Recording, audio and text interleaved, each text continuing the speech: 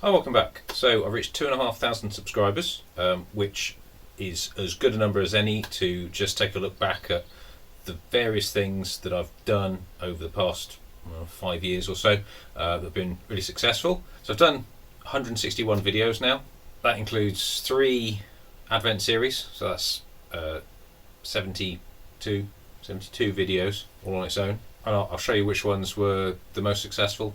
So the very first video I did was when I made a part for the Johnny 5 build on the NYCNC channel. Now that was back in February 2020. At the time I'd been thinking for a while that I should be making content, not just consuming it. I was watching an NYCNC video and they asked if anybody wanted to make parts for them, so I signed up and they sent me a drawing. Now I was a little bit disappointed when I got the drawing, I've got to be honest. It was a very simple part, but actually I'm kind of glad they did send me a simple part, because it was the first time I had to really make a part to a drawing for somebody else where it wouldn't be straightforward to put it right if it was wrong. So it actually took quite a few attempts. I've still got a couple of the attempts kicking around.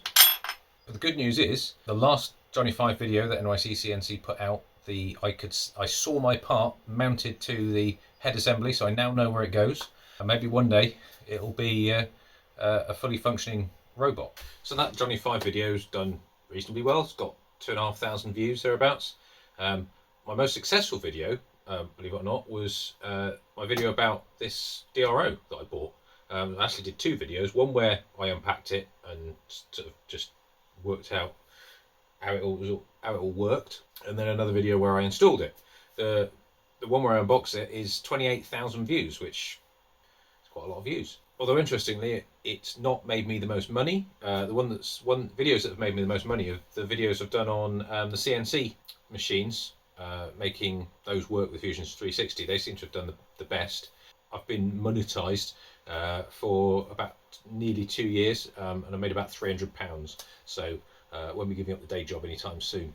So another video that was pretty successful was the one where I installed the air source heat pump for the shed. So that does heating and cooling for the shed, both of which work pretty well. Now, anyone who's been to the video for this and been to the comments will see that lots of people have said that it doesn't work well below 7 degrees or so, 6-7 degrees, and that's true. It doesn't, and the instructions said as much, so it wasn't particularly a surprise. However, there is a workaround. You just I use an oil-filled radiator just to preheat the air a bit, and once the shed's up to a reasonable temperature, it seems to be able to cope fine, even if the outside temperature is cold. So I did have a question from a viewer about how expensive it is to run. It's hard to say exactly what the efficiency is, but the stated efficiency is about 3.5 times what you put in. That's because it's stealing heat from the outside to bring it inside, or the other way around. It's slightly more efficient cooling than heating, I think. But what I've done with it in the winter, I'm on a electricity tariff where I get cheap electricity between midnight and 4 o'clock in the morning, sort of thing. And I have this coming on for half an hour and then off for half an hour and then on for half an hour and off for half an hour, basically just to make sure it doesn't ice up. It uses about 1 kilowatt when it's actually going full tilt. So over 4 hours, it's only actually on for 2 of those 4 hours, and the electricity is about 10p a kilowatt hour, so that's 20p per night. So basically over the winter, that's about £30 just to keep this shed. Never really drops below about 10 degrees. Obviously it warms up above that when I'm in here, but it means that I don't get condensation or damp in here. It keeps everything nice and warm. Really cold machines aren't a pleasure to work on. It's a really good bit of kit. It fits in a space that was a dead space under my bench. So due to the shortcomings of it, I wouldn't necessarily recommend it to anybody, but I certainly don't want to rip it out and get something else. It's not that bad. Now, perhaps when this thing gives up, I will get a mini split or something like that, but then mini split generally goes on the wall, and I don't really have any wall space, so that's really the primary reason why I got that one in the first place. Another really successful video series was the electric mower conversion. Still going strong, use it all the time, well, when the grass needs cutting. Yeah, I haven't really had any issues with it, to be honest. I've still got the second battery here, which I haven't even got around to finishing off yet. Toying with the idea of converting my strimmer to electric, but I was looking and I can just buy one for not very much.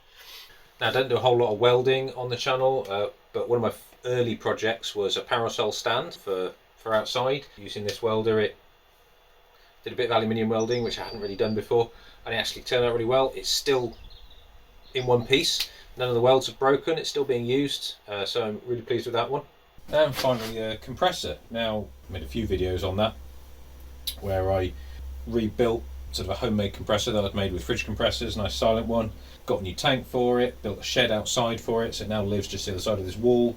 And I've got a timed power for it, so that I can just turn it on for 15 minutes or 2 hours or whatever I want, and it will just switch itself off, and I have to remember to turn it off.